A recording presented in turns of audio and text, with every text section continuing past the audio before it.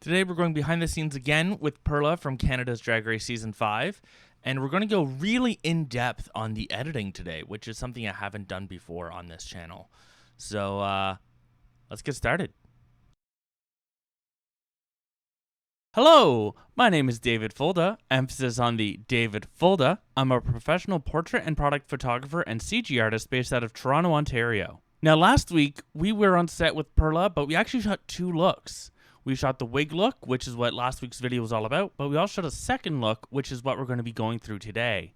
And with the second look, we're actually going to be really going deep into the editing because I haven't really done that before, and I just want to experiment with different video formats and ideas. So let's take a look at what happened on set, and then we'll jump to the edit.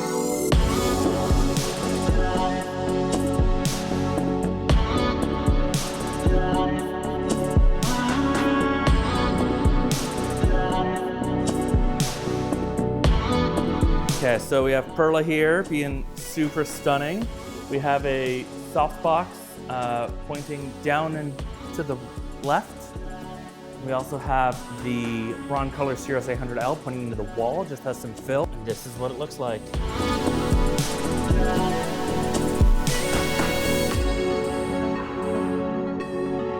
Okay, 3, 2, 1, go. So we're here at the other setup, which is the same place. I'm just on a different microphone so I can be hands-free. So first thing that I want to do is I want to mark up this image here and kind of look at where I can make adjustments. So for one, down here, her body, way too dim, way too dark. I really like the shape of the hair. I feel that this can be a little bit fuller, as well as we can remove some of these hairs that are not perfectly in line. We don't want to over clean the hair because I feel that will over clean the hair, but just kind of clean it up just a little bit. So we are going to leave annotations and we're going to make those adjustments first in Capture One and then over to Photoshop and back to Capture One.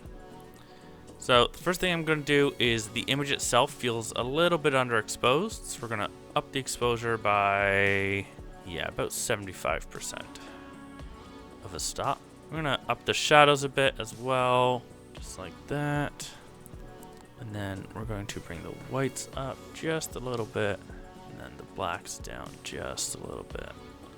Next, we're going to use Capture One's new retouching tools just to give us a good head start when we head into Photoshop. So we're just going to clean up some blemishes, clean up some dark circles under the eyes, just mostly from the lighting. Even skin, I would not do this on most people, but I'm going to actually pretty much crank that out and bring the texture way down because this image is going to social as well as it is of a drag performer, and drag performers like a little bit over retouched images. This is a little bit too much even for a drag performer, so we're going to bring the texture back in, bring the skin evening back in just a bit, and just like that we have a nice starting spot. Let's go to Photoshop.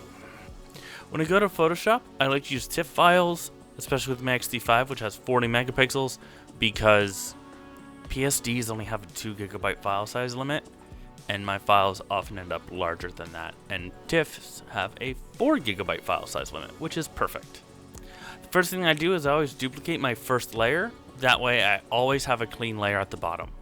Now, next up, I know I'm replacing the background, so that's actually going to be my first actual retouching step.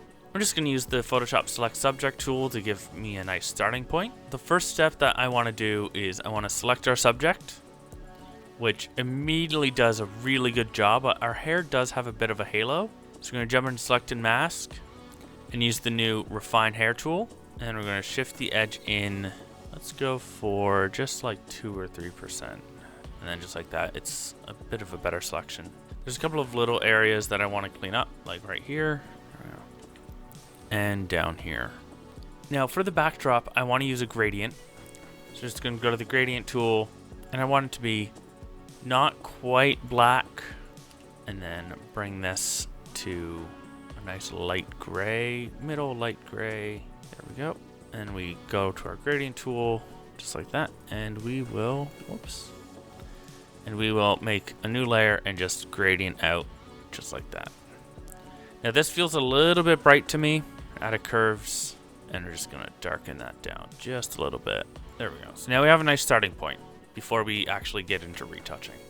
So there's a few little spots both in the wig down here and in the skin that the retouching tools in Capture One didn't quite get to. So we're just going to clean up this little wig line down here. Clean up this little wig piece down here. Probably want this a little bit harder. Beautiful. Okay. Now, one of my favorite retouching tools is actually the Photoshop Remove tool with generative AI off. And we're just going to make a new layer. This is our skin retouch.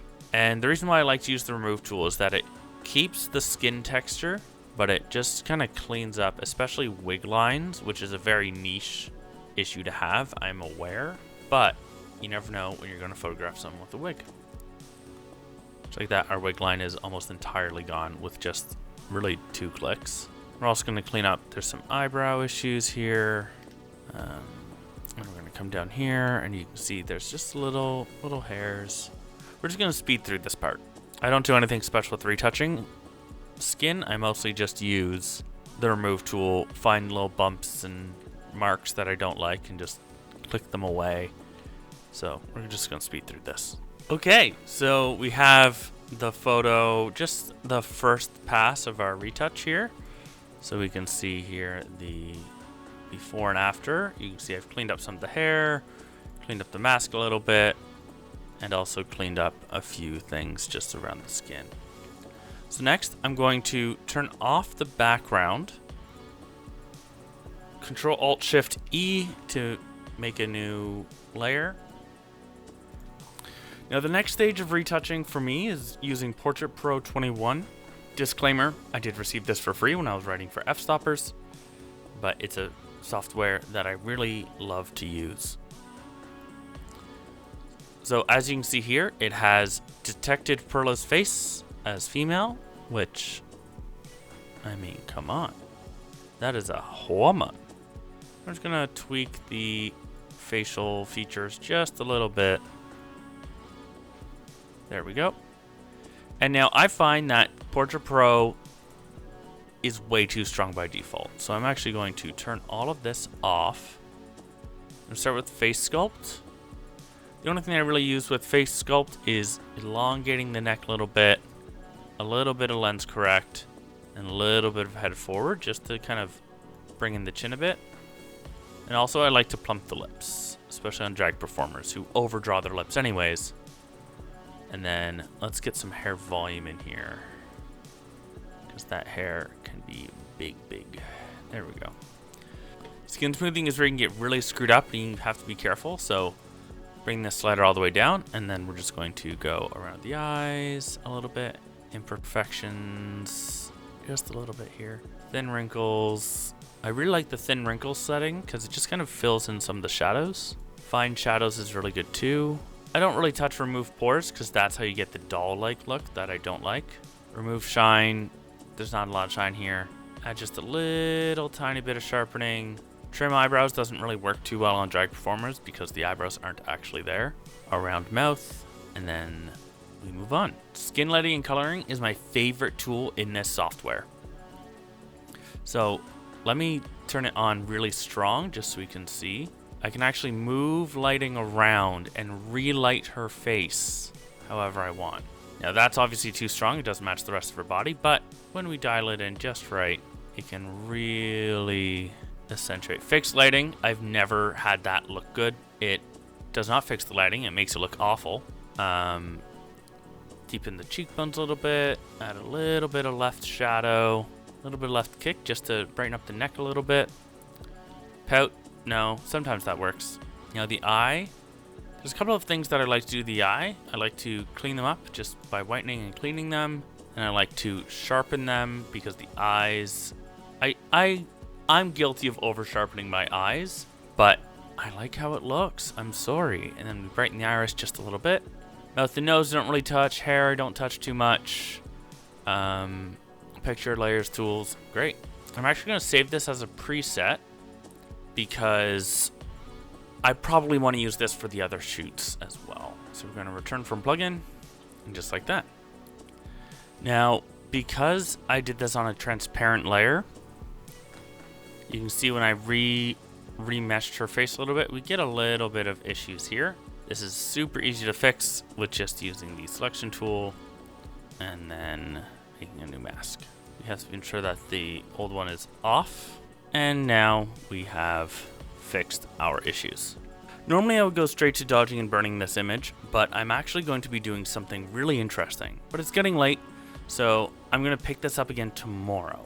But for you, it's right about now. Now next, Perla and I had chatted about what we can do to make this really pop. We decided to add some motion blur, a little bit creepy almost. So to do that, all we gotta do is we have to duplicate our retouched layer, apply our layer mask, filter, blur, motion blur. Let's make it quite blurry.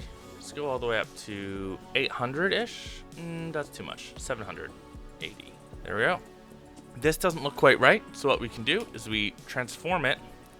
The left edge of the blur is all within the confines of our mask for the other layer. Now it's way too strong, so we're going to bring down the opacity a bit. Perla's mug is stamped, so we want to preserve that. So we're going to add a mask here, and we're just going to paint away with a low flow brush around her face, just a little bit here. That was a bit too much, just to keep her face relatively sharp. Now the next thing that I want to do, there's some shininess here that would almost reflect extra light and has a potential to be even blurrier. So we're going to duplicate our still layer again. We're going to apply the layer mask, and we're going to go to select, color range, highlights, bring the fuzziness down just a little bit. So we just want the very peak of the highlights on her bustier. And then we're going to select and mask, and we're going to remove the skin selection, because we don't want the skin to have the same effect that the bralette does. So we're going to remove skin selection, remove the hair here, remove some of the skin selection here. Whoops, too much. There we go. And there we go. Just super quick. We're going to add a layer mask here. And again, we're going to apply the layer mask, filter, blur, motion blur, and this I want to extend even more, so I'm going to go up to 1500-ish, 1600-ish. Now we can't really see it very well, so we're going to duplicate it quite a few times. Now we can see it nice and bright. All these layers are quite difficult to deal with, so we're just going to group that. And then again, we're going to Control T, bring it so it's only moving in one direction, and then we are going to go to Adjustments, Curves, and really crank those highlights, and then Alt click so it's only affecting that group. We really want those whites to pop. Actually, here's an idea. Add a white brush. Whoops.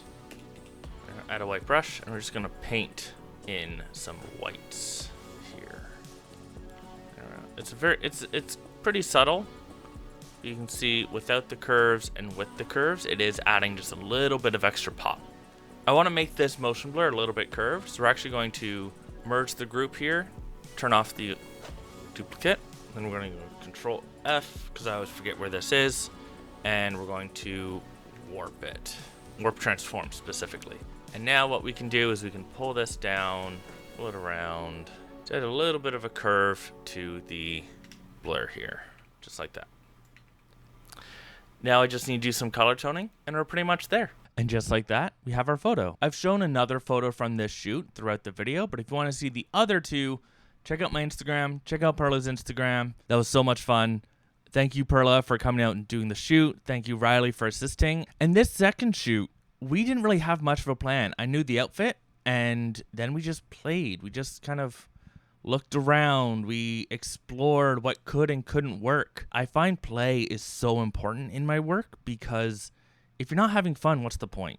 Yes, with clients, you have your shot list, you have your vibes, but also don't be afraid to just see where your mind takes you after you get the shot list. And exploration is so key to creating great work. Anyways, thanks so much for watching. Have a great day or night or whenever you're seeing this. See ya.